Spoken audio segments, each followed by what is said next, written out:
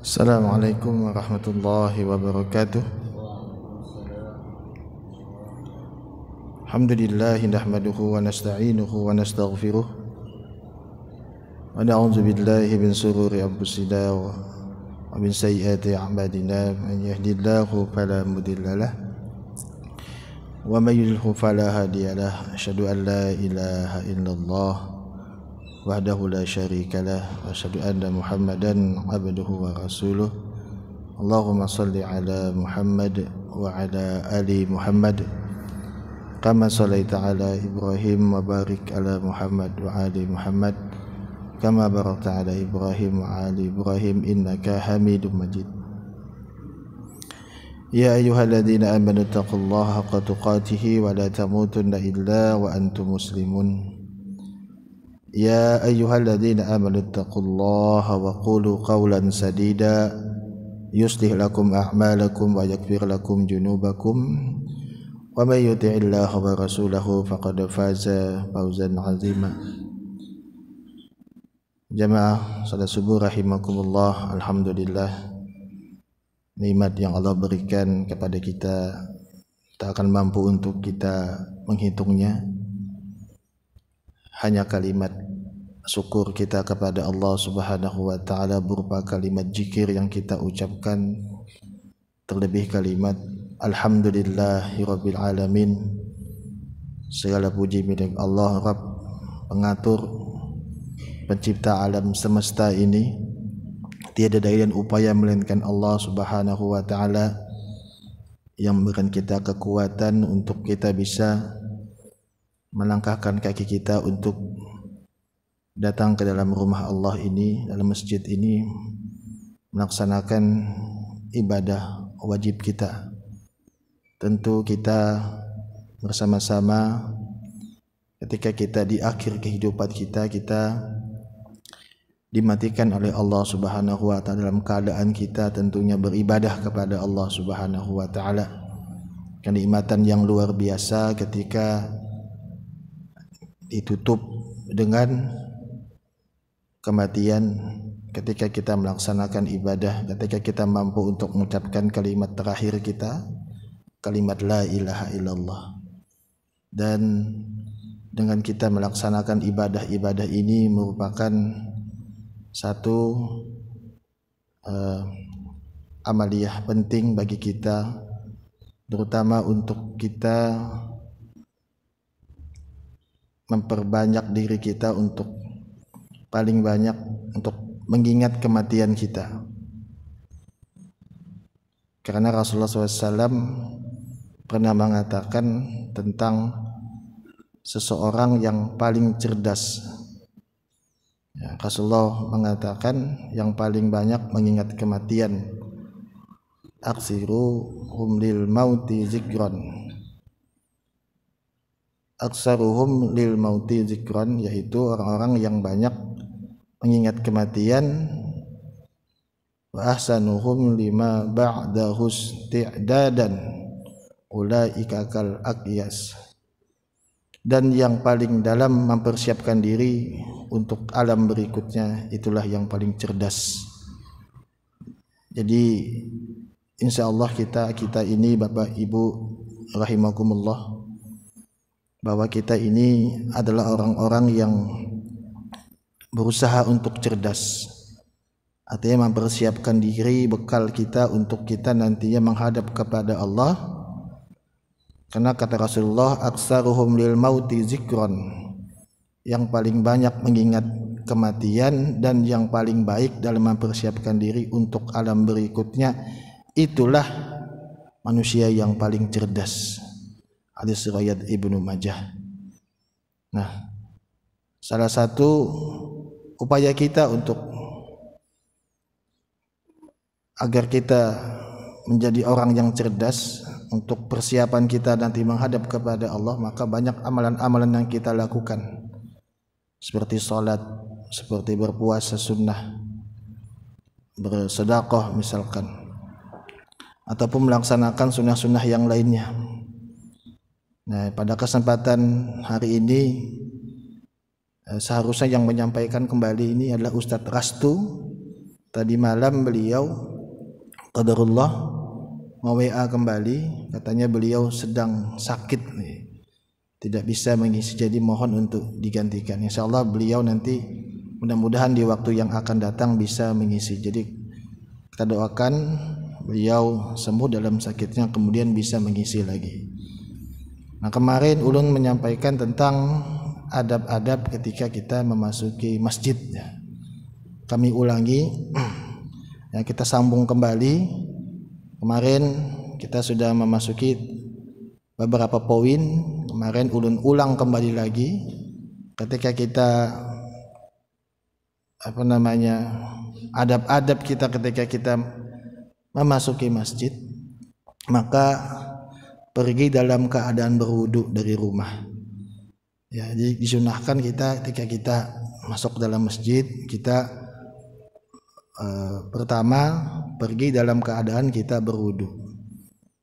Rasulullah SAW menyebutkan,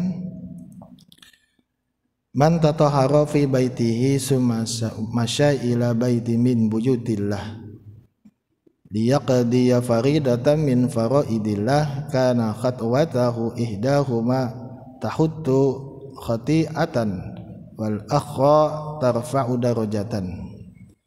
Barang siapa yang bersuci di rumahnya kemudian dia berjalan menuju salah satu rumah Allah untuk menunaikan kewajiban yang Allah wajibkan, yaitu salat berjamaah, maka salah satu langkah kakinya akan menghapuskan kesalahan dan langkah kaki lainnya akan meninggikan derajat. Ini yang pertama. Kemudian yang kedua adalah memakai wangi-wangian yang terbaik dan wangi-wangian, memakai pakaian yang terbaik dan wangi-wangian. Ya, yang kedua. Kemudian yang selanjutnya adalah, ini salah tulis nomor, membaca doa ketika keluar rumah. Sebagaimana dari Anas bin Malik radhiyallahu anhu, Nabi SAW bersabda, "Idza kharaja rajul min baitihi faqala," jika seorang keluar rumah lalu ia mengucapkan bismillahi tawakkaltu 'ala Allah la haula wala quwata illa billah. Dengan nama Allah aku bertawakal kepada Allah, tidak ada yang dan kekuatan kecuali dengannya, maka dikatakan ketika itu kepada dirinya, engkau akan diberi petunjuk, dicukupkan dan dijaga, setan pun akan menyingkir darinya. Setan yang lain akan mengatakan, bagaimana mungkin engkau bisa mengganggu seseorang yang telah mendapatkan petunjuk, kecukupan dan penjagaan. Hadis riwayat Abu Daud dan Tirmizi. Jadi membaca doa ketika kita keluar rumah. Selanjutnya yang kelima adalah berjalan dengan tenang dan tidak tergesa-gesa. Ya. Yang kelima, ya. Jika kalian, dari Abu Hurairah radhiyallahu anhu, Nabi SAW bersabda, jika kalian mendengar iqamah maka berjalanlah menuju salat, namun tetaplah tenang dan khusyuk menuju salat. Jangan tergesa-gesa. Apa saja yang didapati dari imam maka ikutilah, sedangkan yang luput dari kalian maka sempurnakanlah. Hadis riwayat Bukhari dan Muslim. Jadi yang kelima adalah berjalan dengan tenang dan tidak tergesa-gesa walau sedang sholat, walau sedang telat. Ya. Kemudian selanjutnya kita akan membahas tentang yang poin yang keenam, yaitu masuk masjid dengan kaki kanan dan membaca doa. Ini sudah kemarin. Sebagaimana diriwayatkan dari Ibunda Aisyah radhiyallahu anha, Rasulullah SAW bersabda, ya, suka mendahulukan, Nabi SAW itu suka mendahulukan yang kanan dalam setiap perbuatannya selama beliau mampu, seperti dalam bersuci, menaiki kendaraan dan memakai sandal. Jadi selalu mendahulukan yang kanan ketika bersuci, menaiki kendaraan dan memakai sandal, memakai sepatu atau yang lainnya, maka didahulukan yang kanan. Hadis riwayat Bukhari dan Muslim. Kemudian membaca doa bismillah wassalamu ala rasulillah Allahumma gfirli zunubi wabtahli abwaaba rahmatik. Juga yang menyebutkan Allahumma abtahli abwaaba rahmatik. Kemudian yang ketujuh adalah mengucapkan salam ketika masuk masjid jika bertemu dengan jamaah, ya. Ini juga kemarin sudah kami jelaskan. Selanjutnya, penjelasan selanjutnya adalah mengerjakan sholat sunnah tahiyatul masjid 2 rakaat. Nah, ini kita akan jelaskan. Jadi sunnah selanjutnya adalah ketika kita masuk masjid, setelah melalui daripada proses tadi, dari rumah kita berwudu, kemudian kita membaca doa, kemudian kita masuk masjid dengan membaca doa, memulai dengan kaki kanan, kemudian kita selanjutnya tentunya mengerjakan salat sunnah tahiyatul masjid. Dari Abu Qatadah radhiyallahu anhu, ia berkata, Rasulullah SAW bersabda, "Idza dakhala ahadukum al-masjida fala yajlis." Kata Rasulullah, janganlah salah seorang di antara kalian jika salah seorang di antara kalian iza dakhala ahadukum al-masjida fala yajlis. Jika seseorang di antara kalian masuk masjid, maka janganlah ia langsung duduk, fala yajlis, hatta yusalli rakaataini, sampai dia mengerjakan salat 2 rakaat. Jadi kita masuk masjid, sebelumnya kita melaksanakan salat tahiyatul masjid, salat 2 rakaat. Nah, maka penting bagi kita untuk mengetahui beberapa seputar persoalan tentang salat sunnah tahiyatul masjid ini. Ini kami ambil dari tulisan dari tuntunan ibadah dari Muhammadiyah. Ya, dasar hukum salat tahiyatul masjid. Salat tahiyatul masjid adalah salat yang dilakukan sebanyak 2 rakaat, Pak, dan dikerjakan oleh seseorang ketika masuk ke dalam masjid dan sebelum duduk, Pak. Jadi ketika kita masuk masjid jangan duduk dulu, sesuai dengan hadis tadi yang kami sebutkan, hatta yusalli rakaataini, sampai mengerjakan salat 2 rakaat. Ya, fala yajlisa, maka janganlah ia langsung duduk kan. Maka janganlah ia langsung duduk, hatta yusalli rakaataini, sampai dia mengerjakan salat 2 rakaat. Maka adabnya adalah ketika kita keluar daripada masjid atau berada di rumah memasuki masjid, maka adabnya adalah kita salat tahiyatul masjid. Nah, ketika masuk masjid, dalam masjid, dan sebelum duduk. Kemudian seputar pertanyaan kembali adalah bagaimana waktu salat tahiyatul masjid?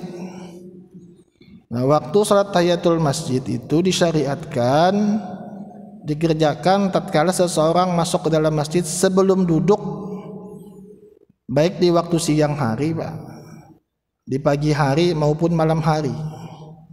Lantas bagaimana jika ada orang yang hendak masuk ke dalam masjid pada waktu-waktu larangan? Nah, seperti misalkan setelah sholat asar, Pak, sampai matahari terbenam, atau setelah sholat subuh sampai matahari terbit, Pak. Maka ada larangan ketika kita sholat itu, ketika kita setelah sholat subuh, maka itu kita dilarang, Pak. Kemudian juga setelah sholat asar sampai matahari terbenam, masuk dalam hadis riwayat muttafaqun alaih. Jadi ulama mengatakan apabila terjadi kondisi seperti ini, ulama menjadi 2 bagian. Yang pertama, sebagian ulama berpendapat agar ia menangguhkan terlebih dahulu keinginannya untuk masuk masjid. Nah, ini artinya menunda dulu, Pak, untuk masuk masjid. Ini ulama yang berpendapat demikian. Apabila terjadi kondisi seperti ini, sebagian ulama berpendapat agar ia menangguhkan terlebih dahulu keinginannya untuk masuk ke dalam masjid sampai habis waktu terlarang tadi, Pak. Atau bisa juga terus masuk dan berdiri dalam masjid hingga habis waktu larangan itu, Pak. Jadi terus berdiri, Pak, sampai habis waktu larangan itu. Ini pendapat yang pertama. Nah, pendapat yang kedua ini yang sering, ya, sedangkan sebagian ulama lagi adalah ini yang sering kita lakukan, dan ini yang banyak, yang rajih, yang dipegang oleh banyak ulama, yaitu seperti Ibnu Taimiyah, Ibnu Jauzi, Syekh Muhammad bin Utsaimin, Syekh Ibnu Baza, dan ulama-ulama ini berpendapat bahwa ia tetap diperintahkan salat tahiyatul masjid meskipun ya dia berada pada waktu-waktu yang terlarang, seperti pada saat selesai salat asar itu kan kita terlarang salat, Pak. Ya. Diperintahkan, dasarnya yang digunakan dalam menyampaikan pendapat ini adalah keutamaan perintah Nabi. Jadi ada perintah keutamaan Nabi yang terdapat pada hadis riwayat Ahmad di atas. Selain itu, larangan mengerjakan salat pada waktu tertentu berlaku bagi salat yang tanpa sebab dan tidak ditujukan untuk salat yang memiliki sebab, seperti salat tahiyatul masjid.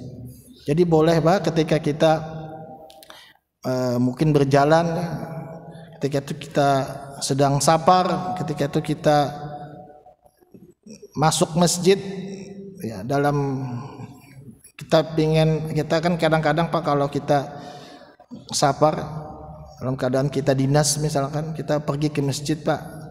Pergi ke masjid itu bukan berarti mau apa, Pak, mau berkamih ya, mau kencing. Nah, maka langkah baiknya ketika kita kencing tadi, Pak, masukkan uang infak juga, kemudian kita berwudu, ya sholat. Mungkin setelah sholat asar tadi, ya boleh, Pak, kita sholat tahiyatul masjid, itulah sholat untuk menghormati masjid.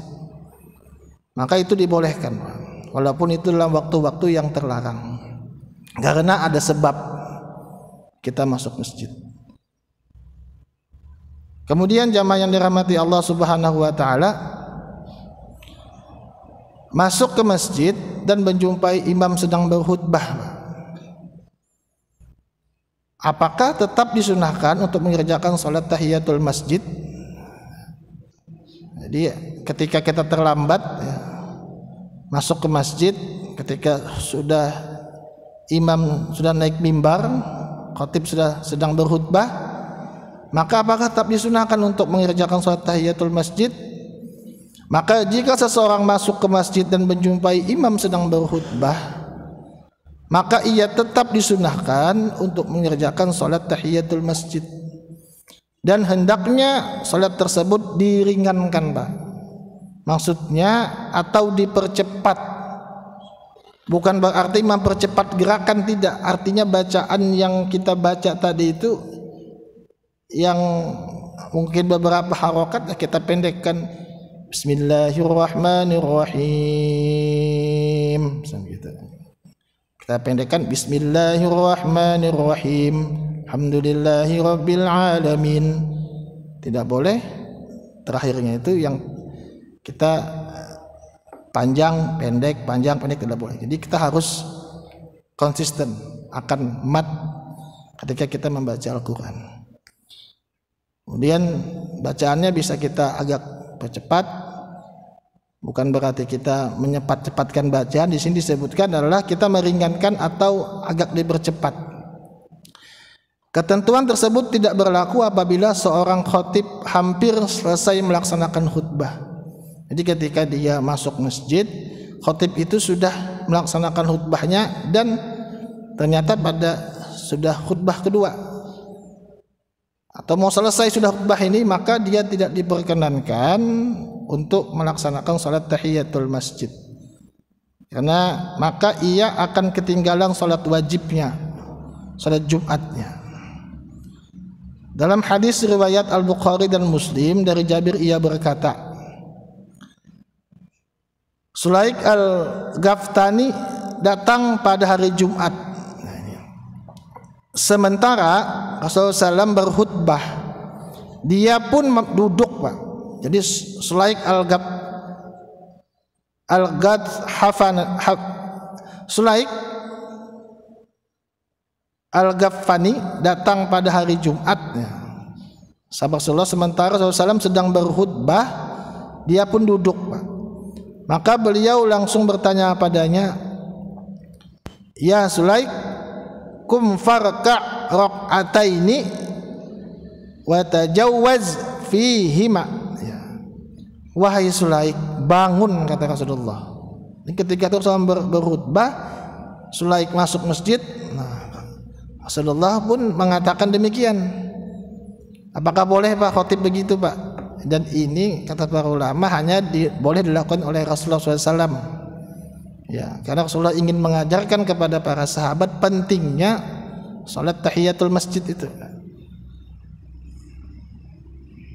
Summa qala, kemudian beliau bersabda, jika salah seorang dari kalian datang pada hari Jumat wal imamu yakhtub, sedangkan imam sedang berkhutbah, fal yarka' rakaataini wal yatajawwaz fihima, maka hendaklah dia salat 2 rakaat dan hendaklah dia mengerjakannya dengan ringan. Hadis riwayat Bukhari dan Muslim. Dan inilah disyariatkannya salat tahiyatul masjid. Dan perlu kita ketahui bahwa salat tahiyatul masjid ini mayoritas ulama mengatakan bahwa hukumnya adalah sunnah, bukan wajib.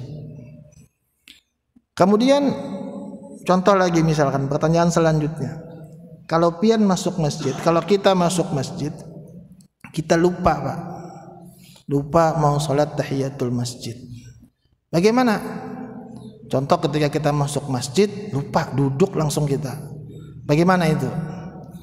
Maka berdasarkan hadis di atas tadi, yang hadis selaik tadi, maka para ulama pun berpendapat Pak, bahwa sekiranya seseorang masuk masjid dan langsung duduk Pak, karena tidak tahu atau lupa. Yang pertama tidak tahu atau lupa. Kemudian kalau tidak tahu terus kemudian ada yang menyampaikan Bapak tadi tidak sholat tahiyatul masjid.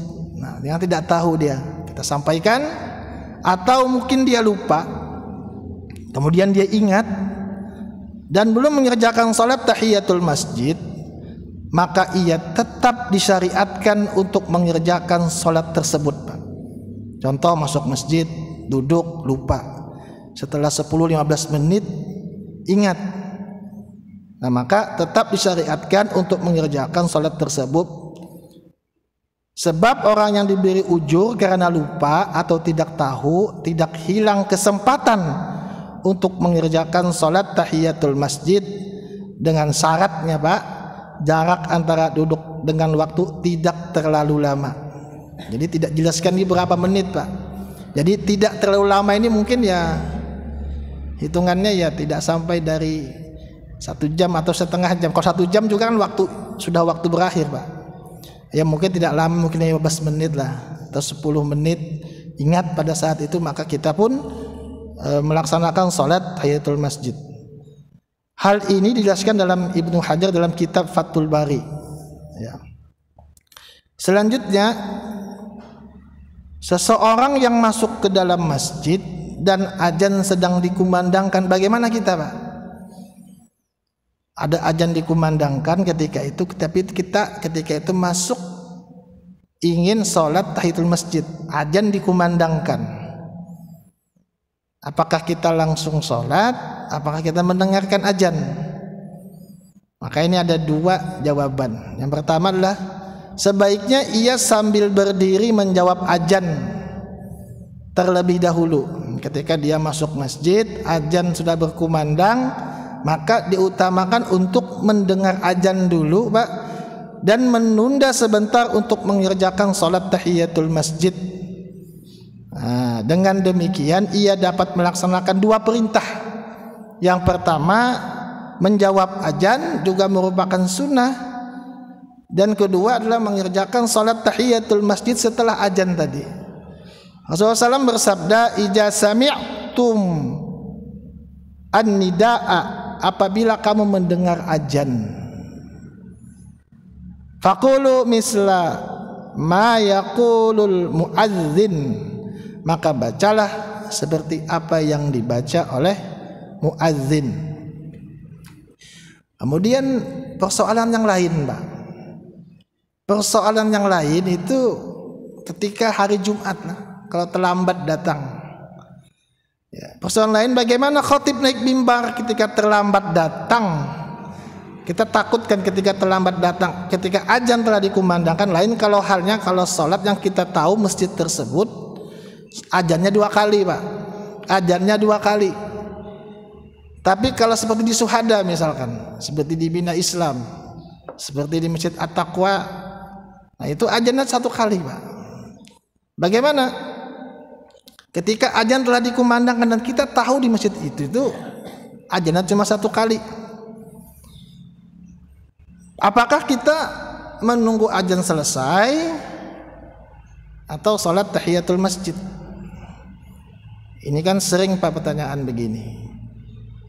Jawabannya adalah kita tetap melaksanakan sholat tahiyatul masjid tanpa menunggu azan selesai, Pak. Kita tetap melaksanakan sholat tahiyatul masjid tanpa menunggu azan selesai. Mengapa?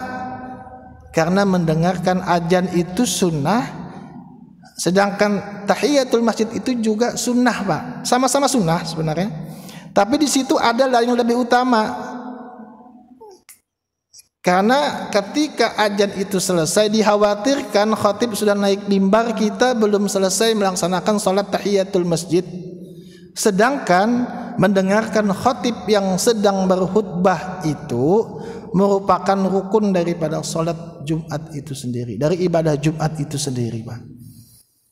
Jadi memenangkan sesuatu yang wajib, mengalahkan yang sunnah itu lebih diutamakan. Contoh seperti kasus tadi, kasus ketika kita masuk masjid salat Jumat misalkan, ketika itu azan telah berkumandang, maka kita pun karena kita khawatir tadi, takut ketinggalan daripada khutbah Jumat tadi, maka kita pun tetap melaksanakan salat tahiyatul masjid tanpa kita harus menyelesaikan azan terlebih dahulu. Ya. Ini adalah persoalan. Mungkin di antara kita juga masih ada yang ketika azan ya tetap mendengarkan azan sampai selesai, kemudian ketika selesai khatib naik mimbar, di khatib berkhutbah, dia baru melaksanakan salat tahiyatul masjid. Allahu a'lam bishawab. Kami lebih condong untuk memilih, ya. Kami lebih condong untuk memilih untuk tetap melaksanakan salat meskipun azan tetap berlangsung. Wallahu a'lam bishawab. Selanjutnya adalah ketika iqamah dikumandangkan, maka tidak ada salat sunnah lainnya. Contoh misalkan pian masuk masjid, ketika itu pian terlambat datang, ini sudah pernah kami jelaskan, ketika pian terlambat datang, ketika itu iqamah telah dikumandangkan, ketika itu pian mau melaksanakan salat tahiyatul masjid, sudah berniat, maka tidak perlu kita melaksanakan salat tahiyatul masjid karena iqamah telah dikumandangkan. Dalam riwayat disebutkan Rasulullah SAW bersabda, "Idza uqimatis shalah fala salata illal maktubah." Apabila salat telah ditegakkan dengan seruan iqamah tadi, Pak. Karena memulai salat tadi itu adalah dengan diserukannya iqamah. Maka tidak ada salat kecuali salat yang wajib. Maka tidak ada salat kecuali salat yang wajib. Nah, bagaimana dengan salat di Masjidil Haram? Nah, bagaimana dengan salat di Masjidil Haram? Khusus untuk salat di Masjidil Haram, sebagian dari ulama seperti Imam Nawawi mengemukakan bahwa salat tahiyatul masjid di Masjidil Haram adalah tawaf. Jadi tidak perlu salat tahiyatul masjid karena sudah diwakili oleh tawaf yang dikhususkan bagi para pendatang. Jadi yang dikhususkan bagi para pendatang, contoh misalkan kita berangkat umroh, kita mau salat tahiyatul masjid karena kita dalam keadaan kita berhaji atau umroh, maka kita tidak perlu salat tahiyatul masjid. Akan tetapi dengan tawaf tersebut juga sudah menggantikan daripada salat tahiyatul masjid. Sementara bagi orang yang mukim menetap di sana, maka hukumnya sama seperti masjid-masjid yang lainnya, yaitu disunahkan salat tahiyatul masjid. Pendapat ini didasarkan kepada hadis yang berbunyi, tahiyatul baitit tawaf, tahiyat bagi al-bait Ka'bah adalah tawaf.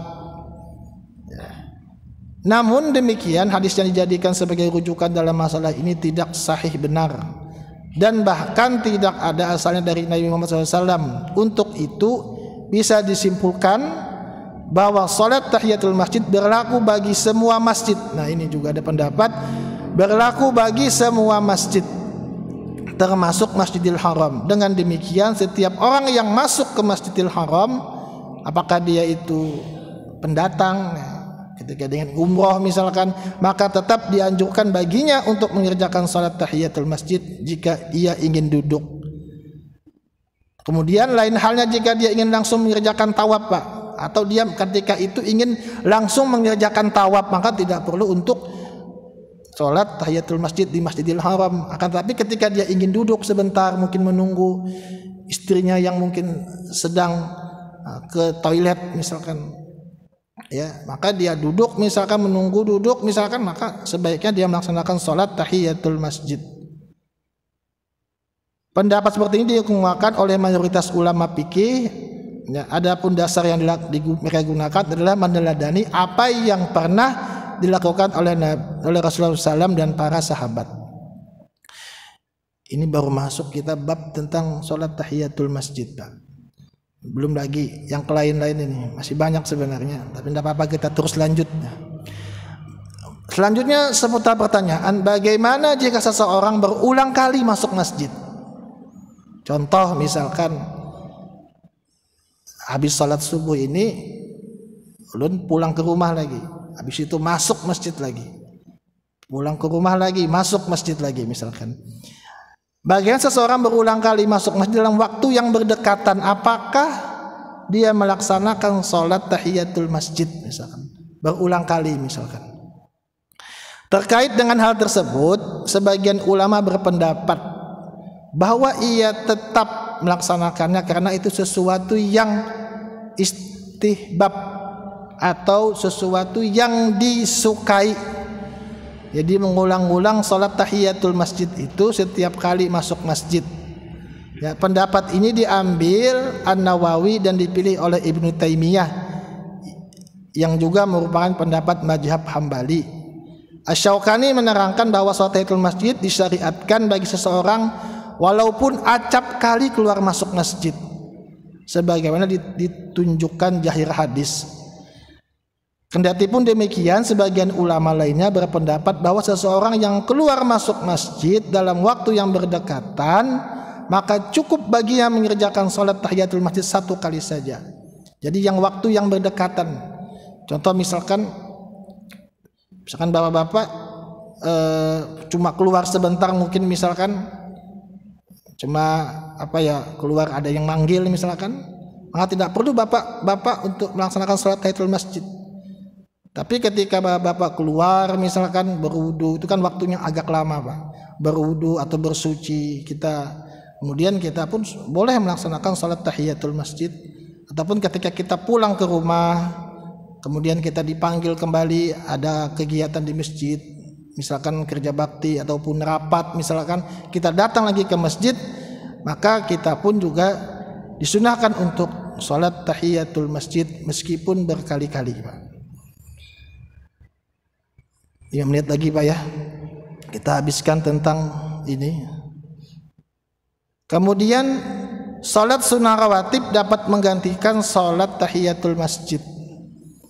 Namun demikian, jika terdapat seseorang yang masuk masjid dan langsung mengerjakan salat rawatib, contoh misalkan masuk masjid waktu tinggal 4 menit atau 3 menit lagi, padahal di situ itu ada contoh misalkan raqatul fajri khairum minad dunya wa ma fiha. 2 rakaat sebelum subuh itu lebih baik daripada dunia dan seisinya. Tapi ketika itu bapak masuk masjid, lihat jam sudah sisa 3 menit atau 4 menit, ternyata ini cukup untuk hanya melaksanakan sholat sunnah sebelum sholat subuh misalkan. Apa yang kita pilih, apakah dua-duanya ataukah kita melaksanakan sholat tahiyatul masjid kemudian kita melaksanakan sholat sunnah? Maka ulama mengatakan, maka menurut ulama sholat tersebut telah dapat menggantikan sholat tahiyatul masjid. Dia tetap melaksanakan sholat sunnah tadi, sholat sebelum sholat subuh, sholat qobliyah subuh, maka dia telah mendapatkan pahala daripada sholat tahiyatul masjid tadi. Ya, jamaah yang dirahmati Allah Subhanahu wa taala. Nah, pertanyaan selanjutnya ini yang sering kita dengar juga. Bagaimana sholat tahiyatul masjid di musola? Kalau di musola Pemda misalkan, terus dilanggar di surau yang tidak dipakai Jumatan, atau di musola misalkan musola ya biasalah, misalkan di tempat wisata itu ada musola, apakah kita melaksanakan sholat tahiyatul masjid? Maka ulama mengatakan tidak ada sholat yang di musola, itu tidak ada. Yang ada itu sholat di masjid. Sholat yang dipakai memang dipakai itu sampai dengan Jumatan ya. Setiap masjid adalah musola dan tidak setiap musola itu adalah masjid. Ya, setiap masjid itu adalah tempat ya, tempat untuk sholat atau musola, dan tidak setiap musola itu adalah masjid. Tidak bergantung pada besar kecilnya ukuran. Seperti contoh misalnya musola yang sering kita jumpai, musola di airport ya, musola di terminal misalkan, musola di stasiun, di mall, maka kita pun tidak dianjurkan untuk melaksanakan sholat tahiyatul masjid. Nah, ada pertanyaan kepada Syekh Utsaimin rahimahullah. Ada satu pertanyaan Pak kepada beliau.